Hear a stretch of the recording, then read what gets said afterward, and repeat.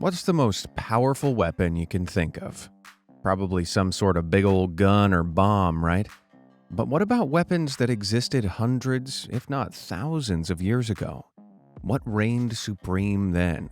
Was it truck-sized trebuchets, ancient flamethrowers, or what about a giant iron hand capable of capsizing entire ships? Well, put on your helmets, your body armor, and your water wings, if that big hand is anything to go by, because we're about to take a look at the most incredible ancient weapons to have ever existed.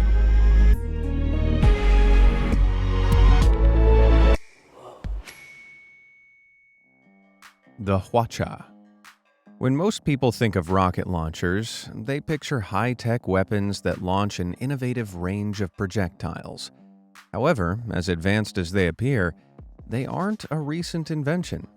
In fact, the first recorded rocket launchers can be traced all the way back to 11th century China.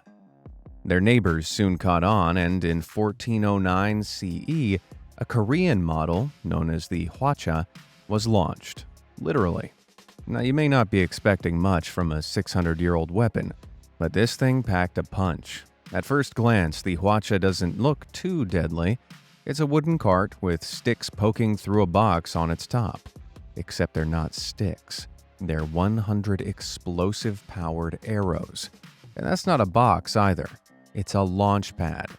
Each gunpowder-filled paper tube had a fuse attached to it like fireworks, all of which were linked together to form one long fuse. So instead of lighting the fuse for each arrow individually, when the main fuse was lit, all 100 arrows would fire at roughly the same time. Just imagine being on the battlefield when all of a sudden a wave of explosive propelled arrows started raining down all around you. Not pretty. Oh, and don't think about running away either, because it's believed that the range of these explosive launchers was close to 1,650 feet. For some context, that's about 38% farther than the range of medieval archers, who would have used bows and arrows around the same time. I guess you could say enemy soldiers need to hwacha out if they saw this thing on the battlefield. Sorry, I couldn't resist. The fire lance. If you had to guess, when would you say firearms were first created? They feel pretty modern, so maybe the 18th century, 17th at a push? Well, surprisingly, the first ever gunpowder-powered weapon actually dates all the way back to the 10th century, 1950 CE to be specific. The fire lance, as it was called back then, was created in China during the historic Jin Song Wars. It was a pole-arm spear-like weapon, and strapped to the front was a bamboo tube filled with gunpowder and a slow match. Once the fuse was ignited, the gunpowder tube would pump out a stream of flames towards the enemy, aka ancient flamethrower. As gunpowder was modified and improved through the centuries, so did the power of the fire lance. In one version, pellets were stuffed into the bamboo tube and fired out like bullets, aka an ancient flamethrower shotgun. By the 13th century, fire lances discarded the lance point in favor of relying solely on the gunpowder blast. The weapon became so powerful that the projectiles they fired on their own had enough force to fatally injure people. But as badass as this sounds, there were some serious drawbacks. The weapons were designed to only blast 1 or 2 shots max. Plus, the effective range of the weapon was only 10 feet, meaning you had to get real close to your enemy if you wanted to take him down. Despite these limitations, it didn't take long for word to spread about the new weapon on the block. By the end of the 14th century, these malevolent mortars weren't just causing havoc in eastern China, but had spread to the Middle East and Europe. Looks like people all over the world were having a blast. The Warwolf. Okay, just the name Warwolf is enough to strike fear into the heart of the toughest man. It sounds impossibly badass, but what sort of weapon could such a name belong to? Did people saddle up actual wolves and ride them into the front lines? Well, sadly, no. It's actually a kind of trebuchet, a medieval siege machine used to hurl large stones or other missiles at an enemy stronghold. Oh, but it ain't your granddaddy's trebuchet. It's this giant trebuchet. Standing at a dizzying 60 feet, this beast is believed to be the largest trebuchet design ever brought to life. These mega machines work by using a massive counterweight that's raised and held in position by a trigger mechanism. When the trigger is released, the counterweight falls, and the sling whips upward, flinging boulders or fiery projectiles hundreds of feet through the air. The war wolf was created in the 14th century when England was battling Scotland. In 1304, Stirling Castle, thanks to its huge walls and high vantage point, was the final Scottish stronghold to resist English rule.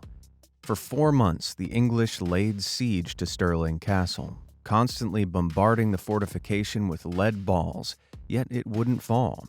So, Edward I, the King of England, brought in the war wolf. The towering trebuchet took 5 carpenters and 49 workers over 3 months to complete, but it was worth it. When the war wolf was finished, the sight of it alone was apparently enough to convince the Scottish resistors to surrender. But Edward didn't listen. After all, what's the point of building a toy if you're not going to use it? And boy, did he use it. Modern estimates claim that the towering trebuchet hurled 300-pound rocks over 650 feet at a speed of 120 miles per hour. No prizes for guessing what the Warwolf did to Stirling Castle. Yep, the curtain wall of the fortification was completely demolished. Happy now, Edward? Well, you know what'll put a smile on my face? You hitting those like and subscribe buttons. Rain down on those things. All done? Great. Now let's get back to it. The Bog Knock. Anyone who's seen Wolverine knows just how lethal having metal claws on your hands can be. Yeah, okay, technically they're a made-up metal called adamantium, but incredibly, something like this actually exists in real life. Okay, no one's ever made steel claws that protract from human knuckles, but this weapon comes pretty close. The Bog Knock, otherwise known as Tiger Claw, is a small 2-inch long slashing device hailing from 17th century India. The 2 rings at either end of this sharp scratcher enabled the weapon to be inserted into the user's fingers, so it looked just like a claw.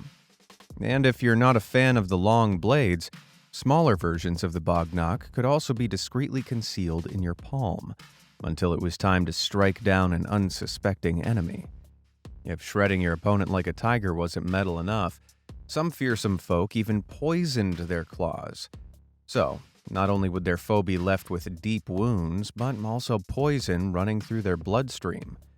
A modified version of the Bog Knock even came with a blade built into the side, just in case scratching your enemies to death wasn't enough. All of a sudden, Wolverine doesn't seem all that badass. The Iron Claw of Archimedes. From small claws to big claws, say hello to the Iron Claw of Archimedes.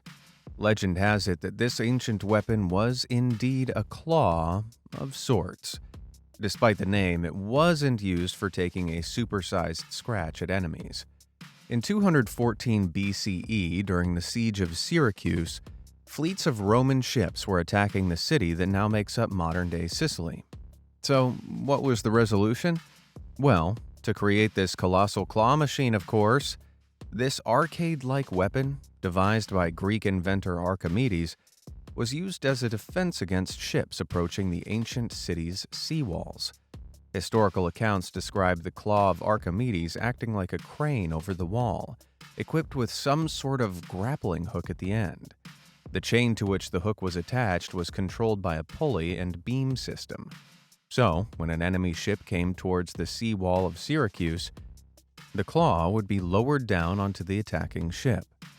Once it had a grip on the ship, men or oxen would use the pulley system to raise the hook, lifting the ship with it.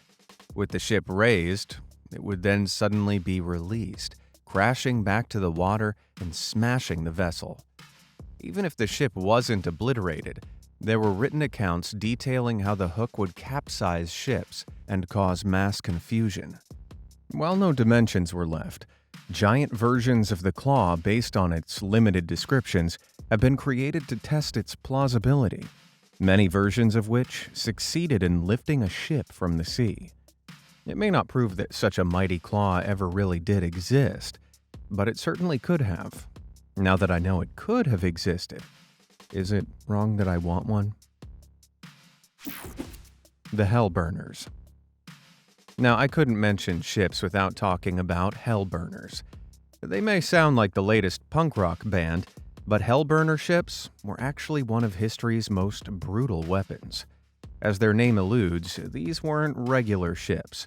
These were fire ships, vessels filled with explosives purposefully set on fire and steered into an enemy fleet. The result? A big boom, lots of exploding, and many decimated enemy ships. In 1585, Spanish ships were circling the then Dutch city of Antwerp. To save the city, the Dutch tasked Italian combat engineer Federico Giambelli to create the 16th century's answer to a nuclear explosion. Inside two ships, Giambelli constructed chambers. Within each chamber, he packed 7,000 pounds of gunpowder. And then the chambers were surrounded with rocks, hooks, and metal to make the impact of the blast just that little bit more destructive. On the first ship, named Fortune, the explosion was meant to be set off by a slow-burning fuse. But unfortunately, the Fortune drifted away from the Spanish ships with its explosion doing little damage. All hope was not lost, though, because the second ship, aptly named Hope, was still to come. Instead of a delayed fuse, the Hope used a time bomb, an advanced mixture of clockwork and gunpowder which would automatically light the fuse at a precise time. On this occasion, the vessel drifted straight into the path of the Spanish ships before successfully going boom. The explosion was so loud that it was said it could be heard 50 miles away. Unsurprisingly, the blast of the bomb and the raining debris was pretty destructive, costing the lives of some 1,000 Spanish troops. In fact, the detonation was so large that historians believe it was the largest man-made explosion at that point in history. Well, who needs nukes when you've got hellburners? Greek fire. Nearly 1,000 years before the hellburners set sail, there was another ancient weapon wreaking havoc on the high seas. Except this time, it wasn't a ship itself, but an ingenious weapon carried on board. From 674 to 678 CE, Constantinople, the ancient capital of the Byzantine Empire, was under siege. An Arab fleet of ships secured bases along the coast and blockaded the city while attacking Constantinople's fortifications. With his city under threat, the great inventor Callinicus of Heliopolis created a weapon so powerful that it changed the course of the war. Named Greek fire, this ancient flamethrower worked by launching a flammable mixture from tubes on the prows of Byzantine ships onto the Arab vessels. The flames were shot out of pressurized siphons, giving them better range and accuracy to ensure the deadly mixture made it aboard the enemy ships. The fire would then gush onto the Arab fleet, destroying the vessels and forcing the men to escape the wreck, or be burned alive. Sounds hot.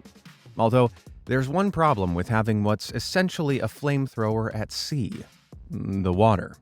Not a problem for this stuff, though. Greek fire was so flammable that apparently it could even burn on water. The weapon was so effective that it wiped out the Arab navy and ended the 4-year-long siege. You're probably wondering what could create such a dangerous liquid.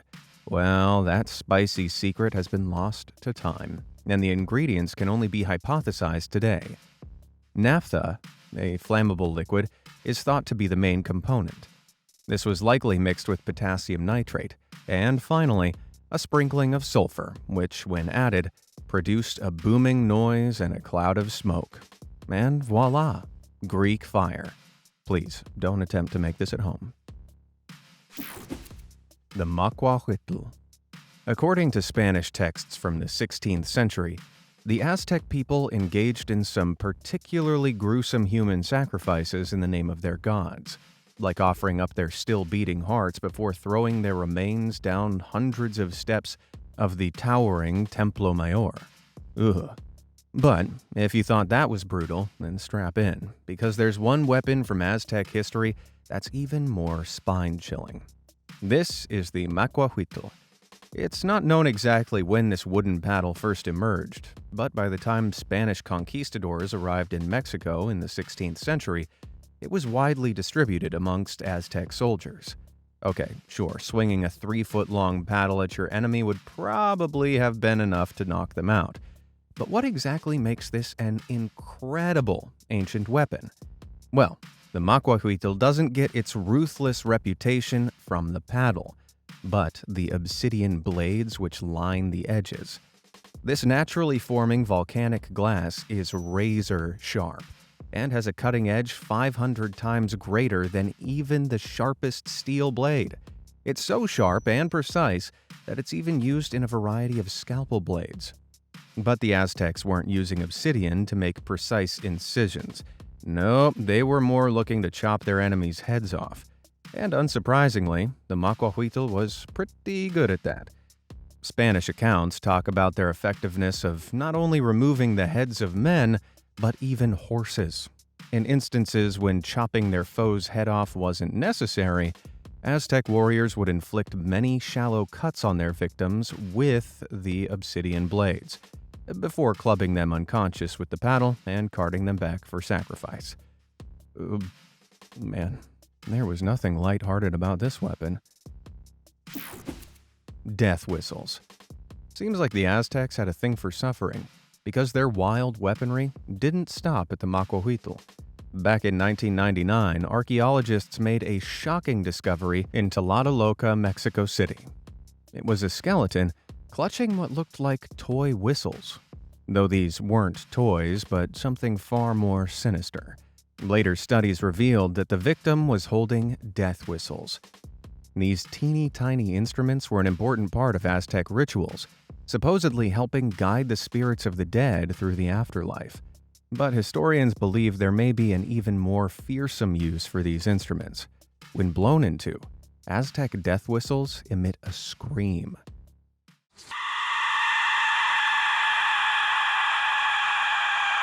My God. It's theorized that the Aztecs used these whistles as a form of psychological warfare. When the Spanish conquistadors clashed with the Aztecs in the 16th century, they described the Aztec warriors using drums, shells, and other instruments during battle. Supposedly, the collective sound of hundreds of psychotic screams would have been a tactic to confuse and bewilder any enemies that the Aztecs were facing. Jeez. And I thought horse-slaying clubs were as bad as it could get. The urumi. What is a sword? A sharp, rigid, bladed weapon, right? Well, it turns out that not all ancient swords follow those rules. Take this wacky invention that looks more like a dog leash than a sword. But strange as it looks, it's actually a pretty formidable blade. The urumi, as it's known, first appeared in India. It's not known exactly when this sword came into use, but some experts believe it dates back to the Sangam period, around 1800 years ago. Instead of stabbing, the flexible edged steel blade of the urumi enables wielders to use this weapon like a whip. But it's not always just a single whipping blade doing the damage, far from it. Sri Lankan urumis can have up to 32 blades, with each one reaching lengths of up to 5 feet. The sharp edges of this weapon are capable of cutting or tripping an enemy up. On top of that, the bendy blades enable the urumi to whip around an enemy's shield. No one's safe from this thing. Not even the user.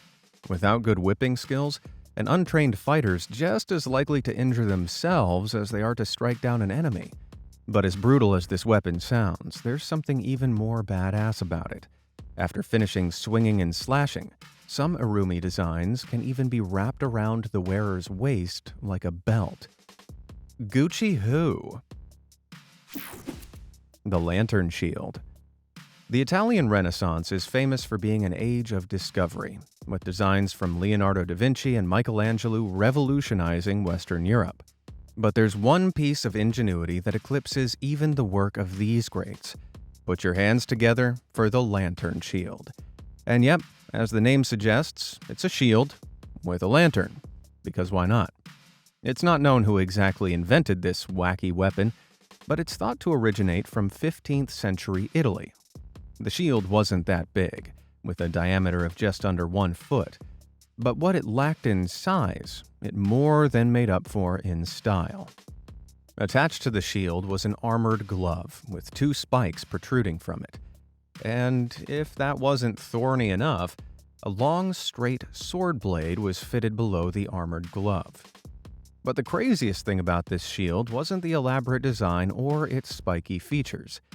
It was that soldiers placed a lantern behind the shield and could pull down on an attached lever to open a little porthole to shine its light out while still having their shield raised. Now, a flame-fueled lantern at the top of your shield doesn't sound like the brightest idea, no pun intended. However, this weird weapon wasn't used in normal combat situations. Instead, the lantern shield was used in night duels. Italian authorities patrolled the city streets at night, looking for criminals with their super shield. At first, it may seem unhelpful to have a light beaming out of your shield. After all, it will give away your location to enemies. But therein lies the beauty of this weapon. As someone gets closer to this shield, the brightness of the lantern increases and the harder it is for them to see, thus giving the wielder time to strike down their opponent. Da Vinci, eat your heart out. The man catcher. Not too long after the Italians began blinding one another with their lantern shields, another incredible weapon emerged in Europe. The creatively named man catcher looks like the unholy love child of a little picker and a pinball machine, and is thought to have been used in Europe in the late 1700s. But instead of picking up banana peels, this thing was made to pick up humans. It consisted of a pole mounted with a 2-pronged head. The prongs could be pushed open, allowing them to fit around most targets' necks before locking back into a closed position. And just for extra nastiness, some versions of this weapon were even fitted with inward-facing spikes, meaning if you got caught, struggling was not an option. In times of war, this wicked weapon was used to pull men from horseback and drag them to the ground. It may not seem like the most efficient way of slaying your enemy, but that wasn't always the goal. Opposing knights that were caught alive could be used for ransom, making the man catcher the perfect weapon for plucking out a pricey person. Most people would assume that this quirky contraption is now confined to the history books, but the man catcher is still popular today. In the 21st century, Japanese police use a modified version of the man catcher, but luckily they've ditched the metal spikes for padding and blunt endpoints. You know the old saying, if it ain't broke, slightly modify it so you don't stab people in the neck. The chakram. Anyone who's watched Xena Warrior Princess will recognize these steel discs as one of the main weapons in her arsenal. But this fearsome frisbee wasn't just made up for a fictional TV show. This weapon, called a chakram, may not always don the split-blade design of the weapons seen on TV, but don't discount the damage these discs can do. Although its exact origin isn't known, we do know that from the 16th century, this bladed circular weapon was used by the Sikh military. Typically, each one had a diameter between 5 to 10 inches and a flat, aerodynamic design, which allowed them to be thrown some 200 feet. To help launch these things, many users adopted a throwing style known as tajani. To start with, the weapon was twirled on the index finger and then thrown with a flick of the wrist. The spinning and quick flick generates both power and distance to the throw.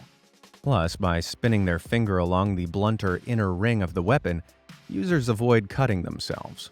That's probably a wise thing, considered historical texts claim that when used right, these discs have the ability to slice off entire limbs. Due to the incredibly sharp circular blades of the chakram, Along with the speed it travels at, the weapon keeps rotating even as it penetrates whatever it's launched into. Ouch. I'm never going to be able to look at a frisbee the same way again. Corpses. Yep, corpses. In 1343, the Mongols besieged the city of Kaffa, and the siege dragged on for 3 long years. But by 1346, the desperate Mongol army were struggling to break through. To make matters worse, they were facing a deadly outbreak of the bubonic plague, better known as the Black Death. The bubonic plague was a fatal infection caused by the bite of infected fleas traveling on rodents, and once bit, victims suffered from high fevers, muscle cramps, and buboes, large circular boils around their armpits and groins. Nasty. The only blessing is that the suffering didn't last long, with most of the infected passing away less than 8 days after their initial infection.